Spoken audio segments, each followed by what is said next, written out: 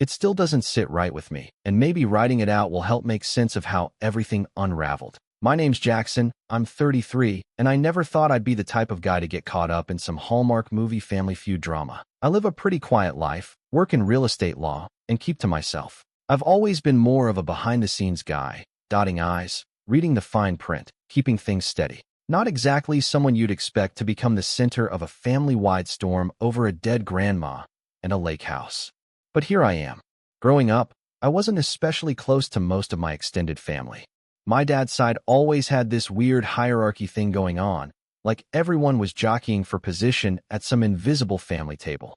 You were either in or out, depending on who you sided with, what family gossip you believed, or whether you showed up for this or that birthday barbecue. I stayed polite, but distant. My parents divorced when I was 12, and after that, my relationship with my dad's side, especially his sister Linda and her 2 kids, got a little frostier. Aunt Linda was one of those people who smiled like a politician, always cheerful on the surface, always offering casseroles and hugs. But the minute you turned your back, she'd be whispering about how your mom was unstable or how your college degree was a cute idea. The one exception to all that drama was Grandma June. She was my dad's mother, but she never picked sides after the divorce. She'd still mail me birthday cards with $20 bills tucked inside, even when I was in my 20s. We'd talk on the phone once a month, and when I'd come to visit her place near the lake, she always made a point to bake the same lemon bars I used to devour as a kid. She had a cozy old cabin in Vermont with creaky floorboards, faded quilts, and a sunroom that overlooked the lake. She called it her little heaven, and to be honest, it kind of was. No Wi-Fi, no cell signal, just the wind, the water, and her voice humming while she watered her garden. The older she got, the more time I made to visit. I'd drive up there in the fall, help her with firewood, fix whatever needed fixing around the house. She liked that I knew how to keep things running without making a fuss.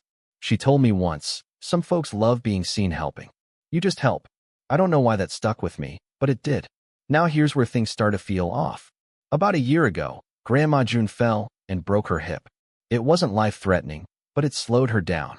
I visited more after that, sometimes bringing groceries, sometimes just keeping her company. I never posted about it, never bragged, never made a big deal.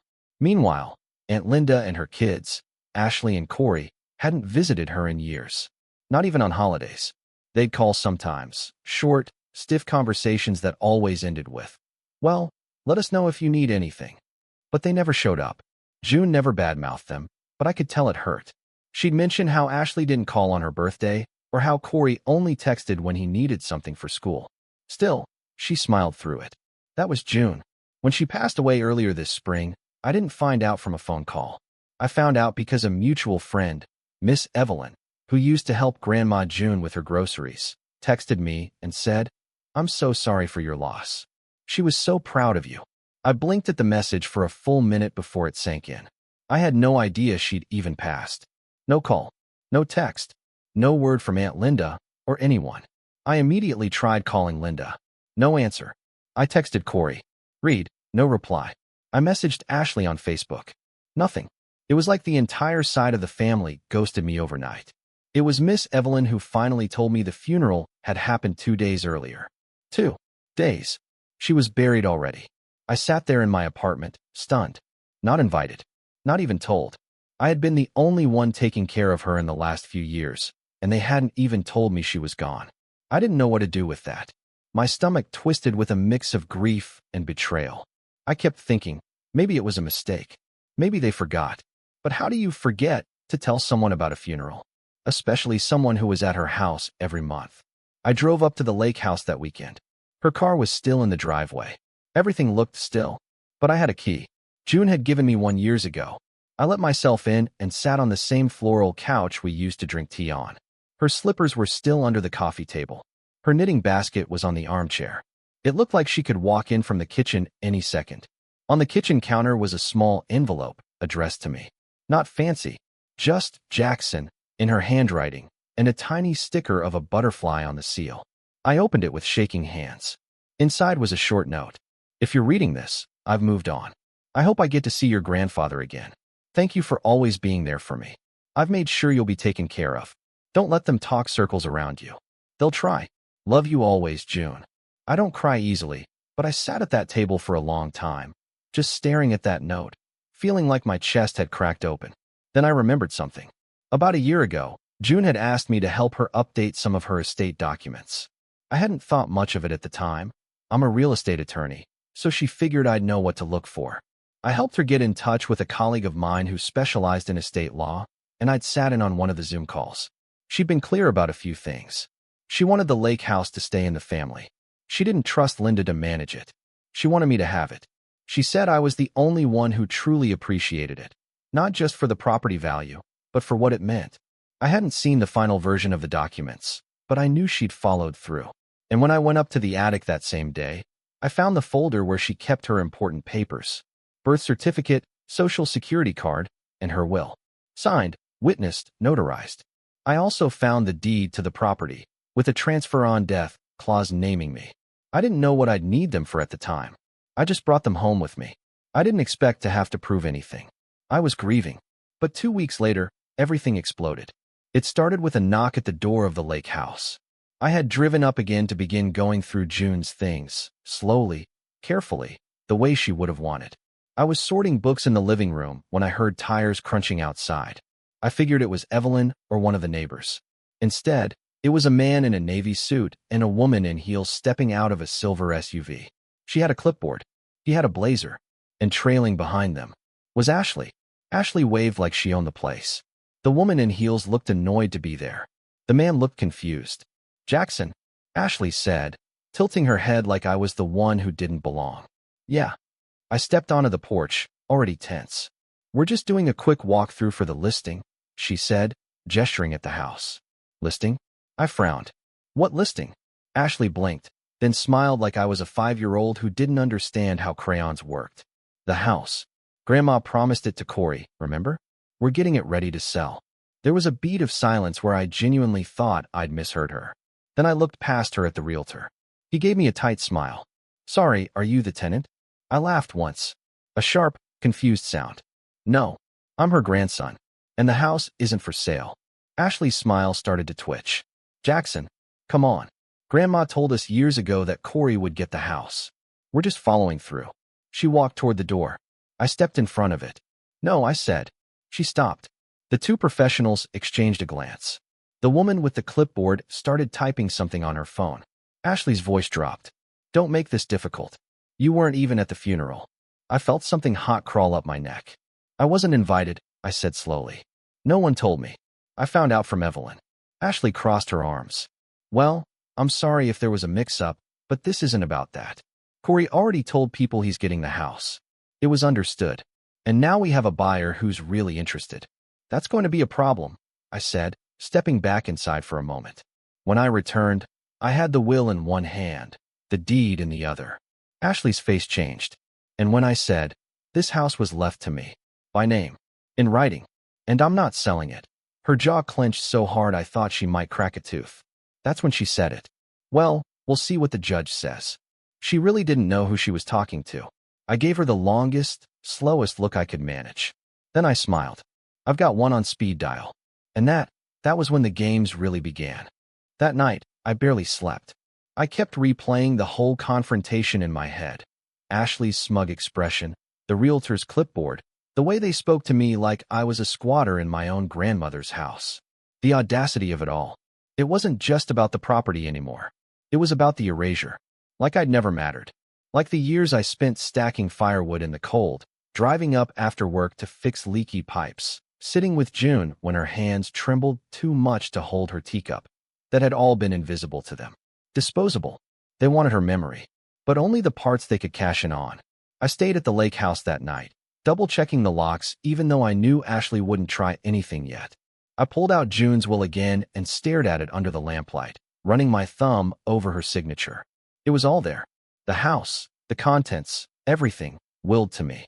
No vague language. No room for misunderstanding. Still, my gut told me this wasn't over. Not by a long shot.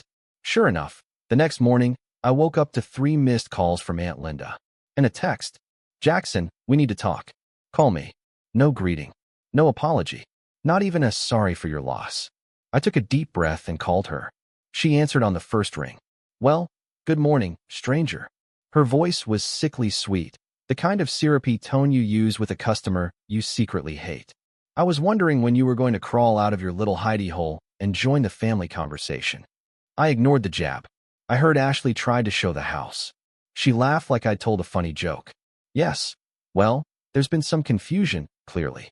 You see, June told us multiple times, in person, that she wanted Corey to have the house. It's what she always said. Everyone knew it.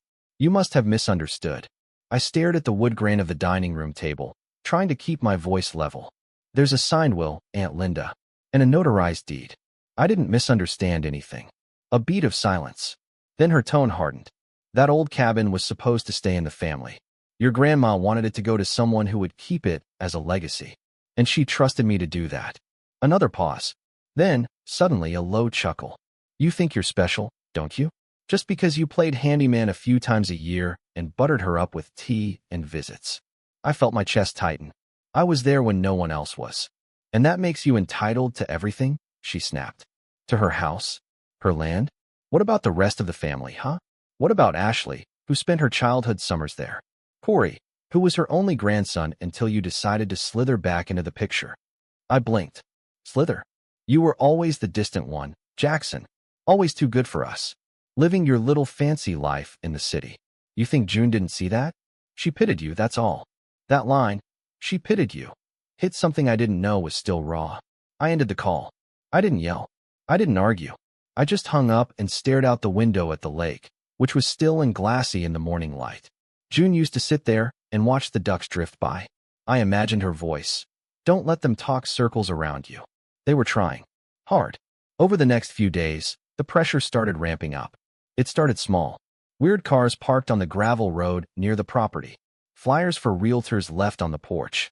One morning, I came out to find a stranger snapping photos of the house.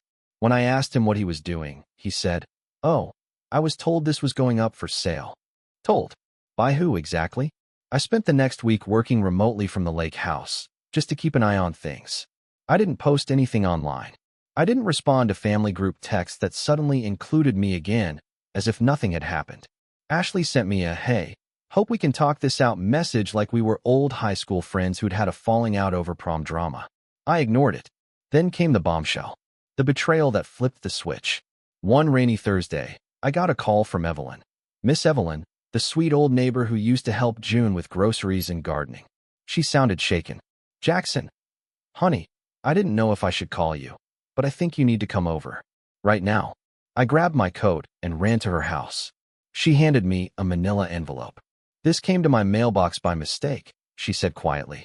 "I don't want to stir anything up, but..." I opened it thinking it was a tax letter.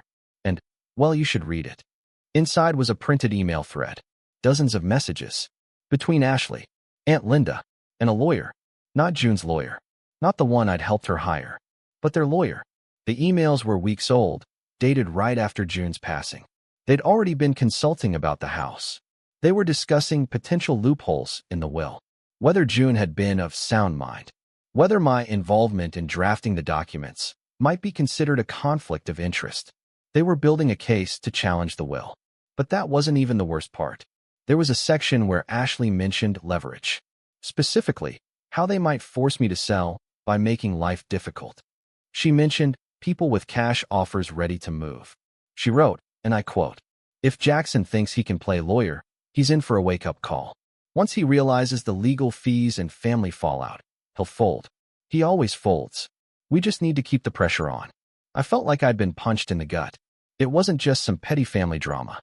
They were actively plotting to wear me down, to gaslight me, to bury me in enough stress that I'd hand over the house just to make it stop.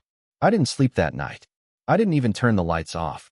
I just sat in June's sunroom, with the rain tapping against the windows, holding the envelope in my lap like it was radioactive. Everything clicked into place. The fake politeness. The sudden interest in talking it out. The cars. The realtor. The text from Aunt Linda, pretending to be the voice of reason. They weren't just testing the waters. They were preparing for war. And the kicker? They didn't think I'd fight back. The next morning, I finally responded to Ashley's message. Just one line. "Nice emails. Tell your lawyer I'll be in touch." I didn't get a reply, but the silence spoke volumes. Within 24 hours, I received a formal letter from their attorney, alleging concerns over the will's validity. They requested that I cease all actions regarding the property until a formal review can be conducted. They even hinted at possible undue influence.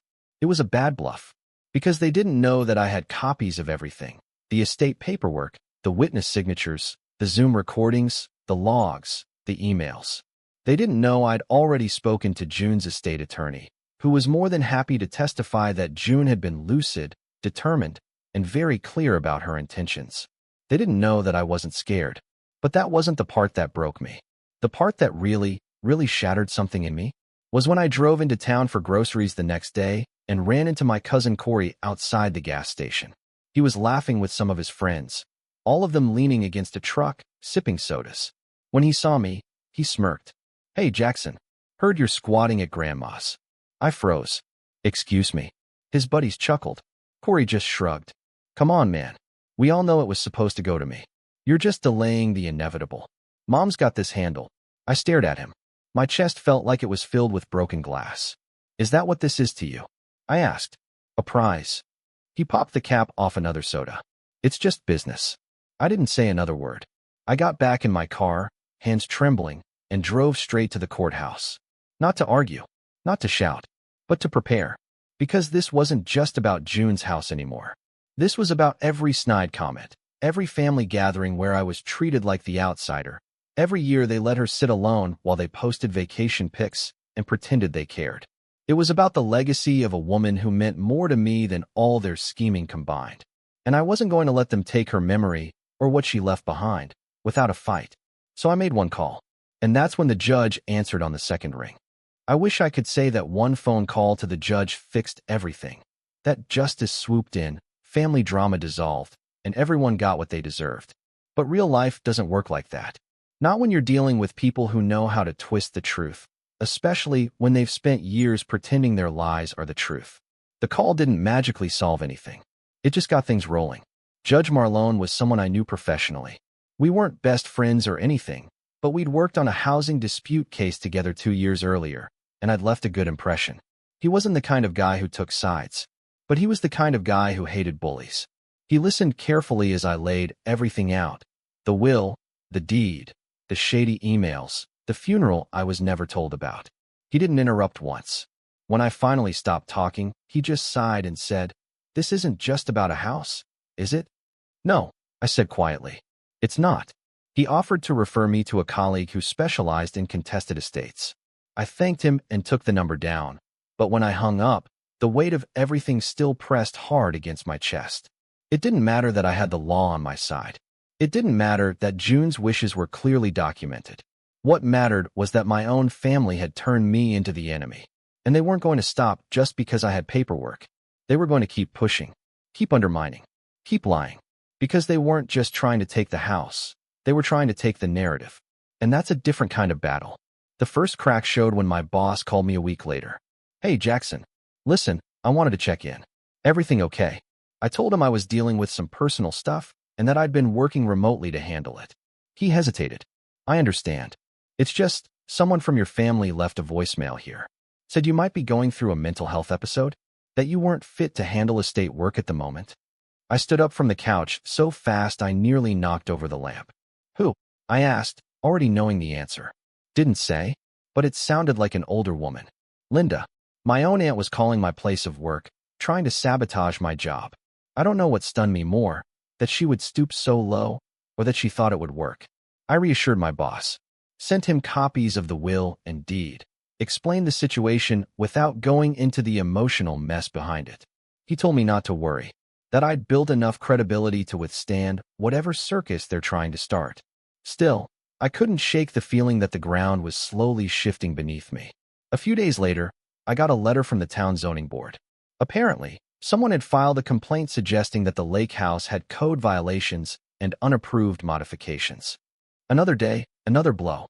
I spent the following week running back and forth between the zoning office, the courthouse, and the property itself, pulling permits, proving things had been done legally, swearing under oath that I hadn't moved a single board on the house since June passed. All of it cost money. All of it cost time. And none of it felt like enough. That was rock bottom.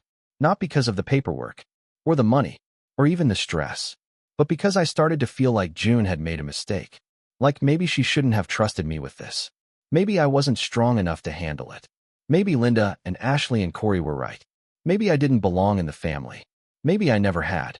That night, I sat on the back porch overlooking the lake, bundled in one of June's old flannel blankets. And for the first time since this whole mess began, I cried.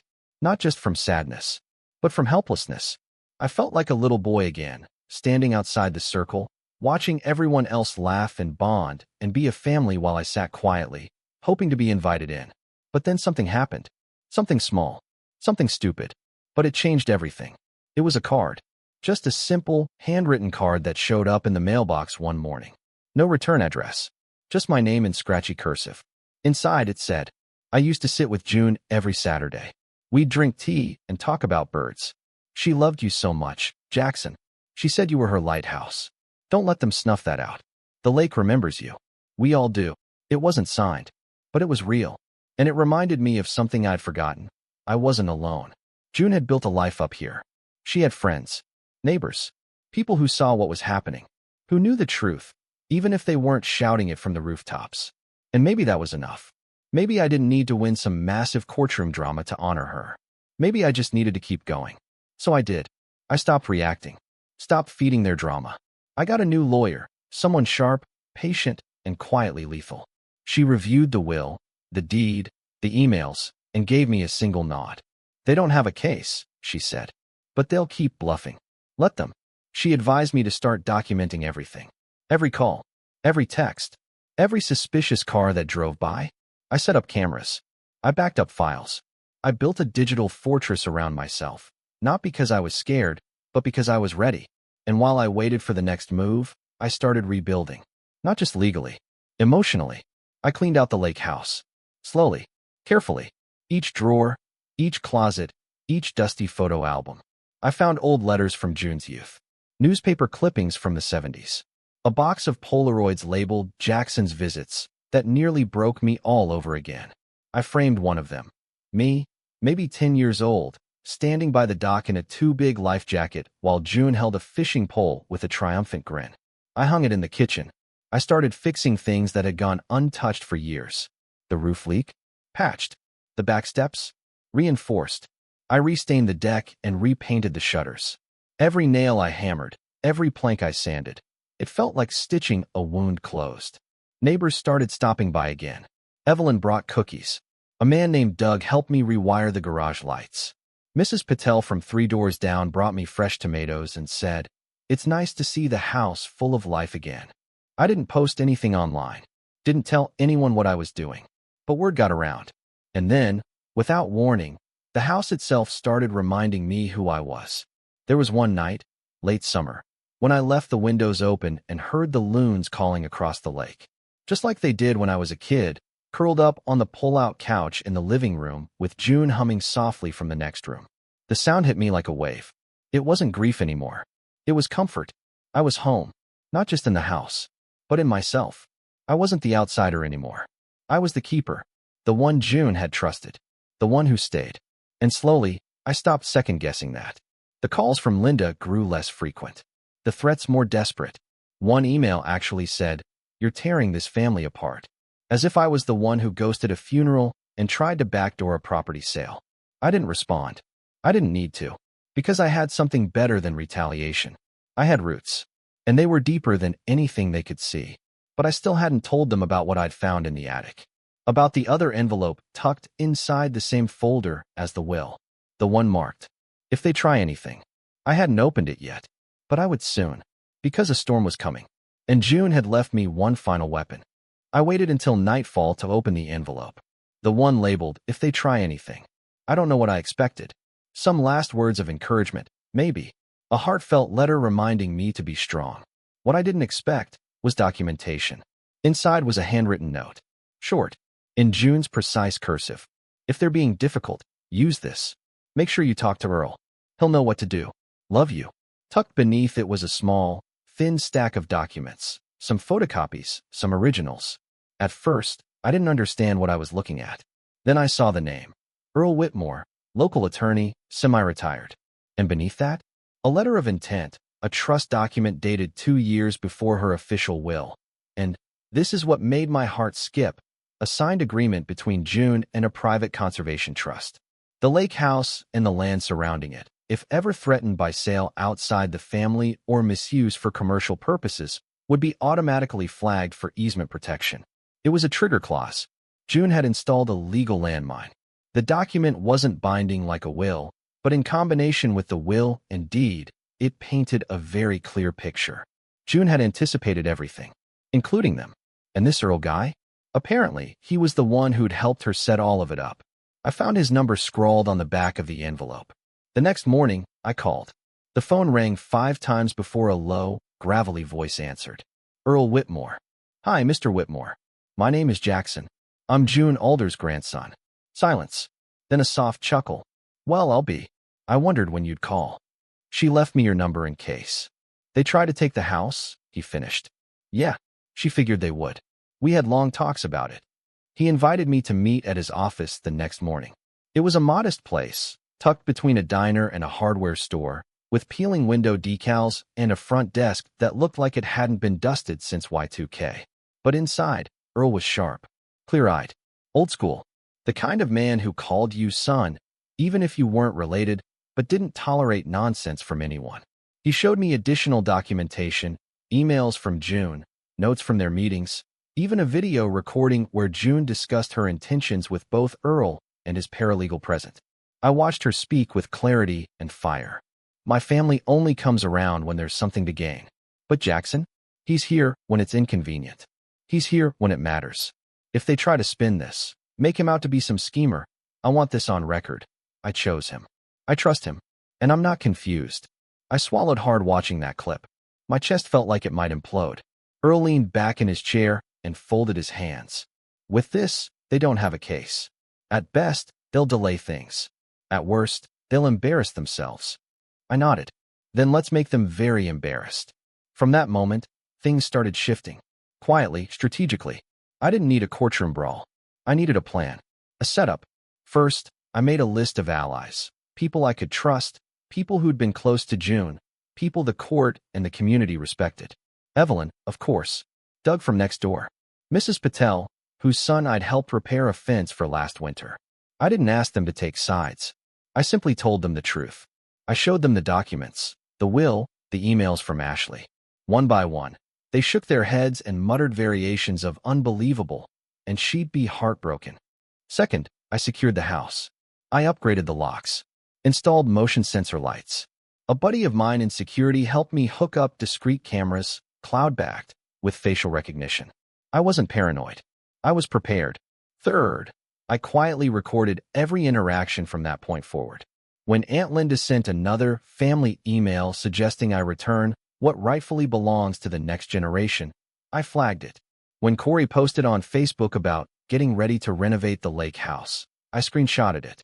When Ashley left a voicemail warning me I was hurting my cousin's future, I backed that up too. I didn't respond to any of them. Let them stew. Let them believe I was folding. Then came the opening I'd been waiting for.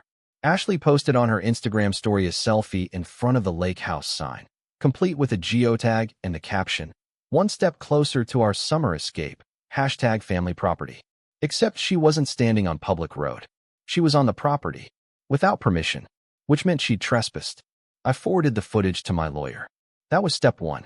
Step 2 came the following week, when I got an unexpected call from a local news outlet. Apparently, a real estate gossip blog had caught wind of a messy family feud over a beautiful lakeside inheritance. They wanted comment. I almost declined. But then I remembered what June had said, don't let them talk circles around you. So I gave them the truth. Not the drama. The facts. June's will. Her recorded testimony. Her handwritten note. Her trust plans with Earl. Her disappointment in how rarely her family visited. I made it clear, I wasn't trying to hoard a house. I was honoring a woman who had been left alone too many times, who wanted her values preserved, not sold off for profit. The piece ran 2 days later. The headline? Grandson fights to preserve late grandmother's lakeside legacy while family pushes for sale. The photo they used was the one I'd framed in the kitchen. Me, age 10, holding a fish while June beamed in the background. It went modestly viral. Just enough. Enough for people to take notice. Enough for Aunt Linda to really panic. Because the comments were brutal. People dragging them for trying to oust the good grandson. Questioning why the ones who cared so much weren't around while Grandma was alive. Picking apart Ashley's real estate influencer posts, comparing them to June's values. And then, almost poetically, came step 3. Earl called and said, "The easement clause?" The conservation trust flagged it. Apparently, Ashley had tried to contact a potential buyer, someone outside the family, a developer. The trust had software that scans property interest filings. When it flagged the address, it triggered a review, which meant they were now involved, which meant the house couldn't be sold or altered without their input, and they were not impressed. I sat in on a Zoom call with one of their lawyers. She was calm, but firm.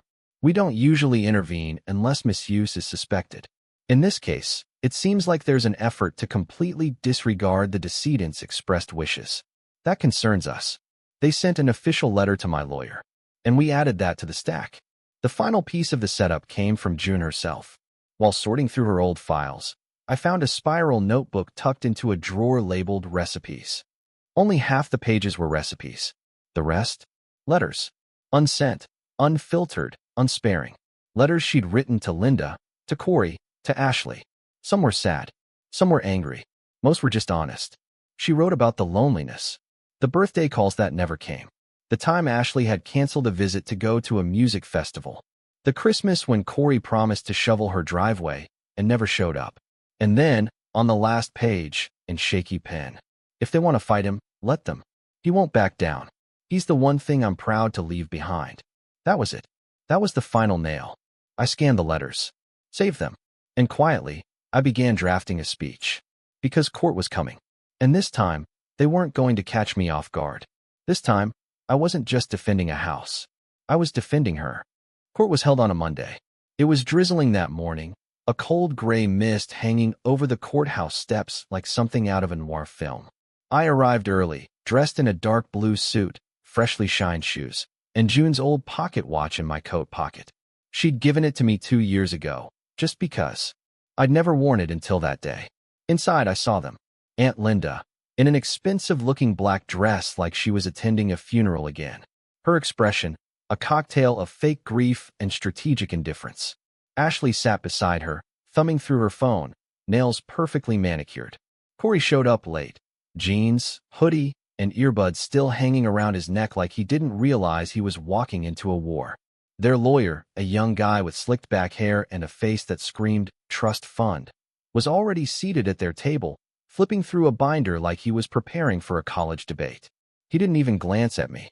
My lawyer, Nadine, did. She gave me a small nod as I sat down beside her. Calm, professional, but with a slight edge in her eyes that told me she was ready to swing. The judge entered, and court was in session. It didn't take long for the other side to show their hand. Their argument was predictable. June had been old, confused, easily influenced. She probably didn't understand the implications of the new will. They cited vague timelines, brought up the fact that I helped her find the estate lawyer, and tried to hint at manipulation without outright accusing me. But Nadine? She was a scalpel. "Your Honor," she said, flipping to a tab in her binder, "we have a notarized video of Ms. Alder expressing her wishes with full mental clarity. We also have emails between Ms. Alder and the Conservation Trust, dated over a year prior to her passing. These were not rash decisions. They were long considered, well-documented, and deliberate." She played the clip. The courtroom fell silent as June's voice filled the room. "My family doesn't see me unless there's money involved. But Jackson? Jackson sees me. He always has. That house belongs to him. Not just legally. Spiritually. He's its heart. They'll hate that. Let them." Linda's face lost all color. Ashley shifted uncomfortably. Corey actually looked embarrassed for once. Then came the exhibits. The will, the deed, the trust documents, and finally, photos, texts, voicemails. Ashley's Instagram post. Corey's Facebook brag. Linda's mental health sabotage voicemail to my boss, which we'd subpoenaed phone records to prove. Nadine laid it all out like a beautiful, painful mosaic of entitlement. Then the Conservation Trust lawyer stood up. She didn't raise her voice. She didn't grandstand. She simply read a letter from her board, stating that due to the legally binding trigger clause June had enacted, any attempt to sell the property outside of its original terms would activate a permanent protection order. The house would be rendered unmarketable, unsellable, a conservation artifact. Translation: even if they won the house, they couldn't do a single thing with it. The judge leaned back, tapping his pen on the bench. Is there any documentation from the plaintiffs indicating a history of caretaking or financial support to Ms. Alder prior to her death? Their lawyer hesitated. Not directly, no. Any evidence of familial involvement, aside from Mr. Jackson, in the upkeep or maintenance of the property? No, Your Honor. Then Nadine stood. We do, Your Honor. Receipts, bank transfers, photos of repairs, testimonials from neighbors, all indicating that Mr. Jackson was not only the sole caretaker of Ms. Alder in her final years, but the only family member who visited consistently, even during medical hardship. She paused. And we also have a series of emails, which I'll read into the record now. She started reading aloud the correspondence between Linda and Ashley, the parts where they admitted to strategizing ways to pressure me, to gaslight me, to spin public perception. The line that really landed? He always folds. The courtroom was so quiet you could hear the wall clock ticking. I didn't move. I just looked at them. And for once, they looked back and didn't know where to look next. The judge recessed for 45 minutes. When he returned, he didn't waste time. He upheld the will and deed as valid and binding. He ruled that the attempts to interfere with the estate were malicious and disingenuous, and he authorized me to seek damages for legal expenses should I choose to pursue them. Then he looked directly at Linda. I find it deeply troubling, he said, that someone so absent in the life of their mother would become so vocally invested after her passing. That's not grief. That's greed. And it doesn't belong in this courtroom. With one final bang of the gavel, it was over. I didn't speak to them as they left. They shuffled out like funeral guests who realized they'd shown up to the wrong service. Corey lingered at the door for a moment, like he might say something. He didn't. Ashley blocked me on every platform that afternoon. Linda never spoke to me again. Back at the lake house, the sun had finally come out. The clouds were clearing, the air smelled of pine and wet earth, and the water was still again. Evelyn stopped by that evening with a casserole. You handled yourself with grace, she said, setting it on the table. June would have been proud. I hope so, I said, my voice quieter than I expected. She looked around the house, then smiled softly. You gonna stay a while? I looked out at the lake, the dock, the old garden plot I'd started reviving, the hammock June used to nap in. Yeah, I said, I think I will. Later that night, I took a walk down to the edge of the water. The moon was bright, the stars clear. I pulled the pocket watch from my coat, opened it, and saw what I hadn't noticed before. Tiny, etched words inside the lid. To Jackson, my lighthouse. I smiled, because they never understood what the house really was. It wasn't a prize. It wasn't a transaction. It wasn't even about the land. It was about love, legacy, loyalty, and I protected all three. For her, for me, for the future. And I walked back up the hill, slowly, quietly. Home.